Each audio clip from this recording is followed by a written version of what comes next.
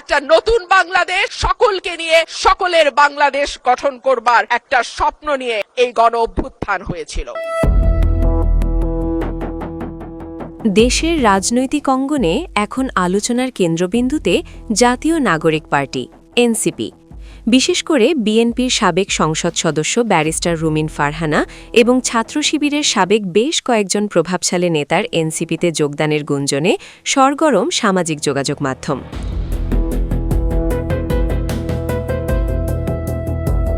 ত্রয়োদশ জাতীয় সংসদ নির্বাচনে দলীয় সিদ্ধান্ত অমান্য করে স্বতন্ত্র প্রার্থী হওয়ায় বিএনপি থেকে বহিষ্কৃত হন রুমিন ফারহানা। তবে স্বতন্ত্র হিসেবে জয়ী হয়ে তিনি নিজেই রাজনৈতিক অবস্থান জানান দিয়েছেন। সম্প্রতি গুঞ্জন ওঠে তিনি এনসিপিতে যোগ দিচ্ছেন। তবে এই বিষয়ে ধোঁয়াশা পরিষ্কার করেছেন এনসিপির মুখ্য সমন্বয়ক নাসিরুদ্দিন পাটোয়ারি। তিনি জানান, আপাতত এমন কোনো সিদ্ধান্ত হয়নি। কারো সঙ্গে আড্ডায় কথা হওয়া মানেই দলে যোগ দেওয়া নয়। যদি তেমন কিছু ঘটে তবে আমরা আনুষ্ঠানিকভাবে প্রেস ব্রিফিং করে জানাব। রুমিন ফারহানাকে নিয়ে ধোঁয়াশা থাকলেও জুলাই বিপ্লবের পরিচিত মুখগুলোর এনসিপিতে যোগদান এখন সময়ের ব্যাপার মাত্র। সূত্র বলছে, জুলাই আন্দোলনের শক্তিগুলোকে এক প্ল্যাটফর্মে আনতে কাজ করছে এনসিপি।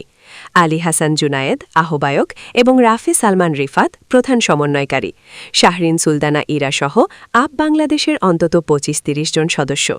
জানা গেছে, এনসিপির আহ্বায়ক নাহিদ ইসলাম এবং আপ বাংলাদেশের নেতাদের মধ্যে ইতোমধ্যে কয়েক দফা বৈঠক হয়েছে। আগামী ১২ই এপ্রিল যোগদানের একটি প্রাথমিক তারিখ নির্ধারণ করা হলেও কৌশলগত কারণে সময় কিছুটা পেছাতে পারে। রাজনীতিতে দিনে নাটক রাতে আটক কিংবা আসছে ফাগুন আমরা হব দ্বিগুণ এমন অনেক স্লোগান শোনা গেলেও এনসিপি মূলত জুলাই আন্দোলনের স্পিরিটকে ধারণ করে নতুন একটি রাজনৈতিক শক্তি হিসেবে আত্মপ্রকাশ করতে চাইছে।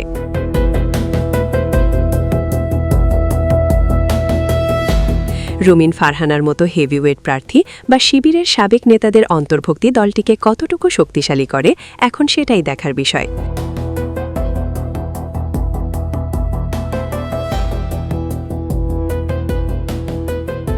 আরও জানতে চোখ রাখুন দ্য পোস্ট বিডিতে।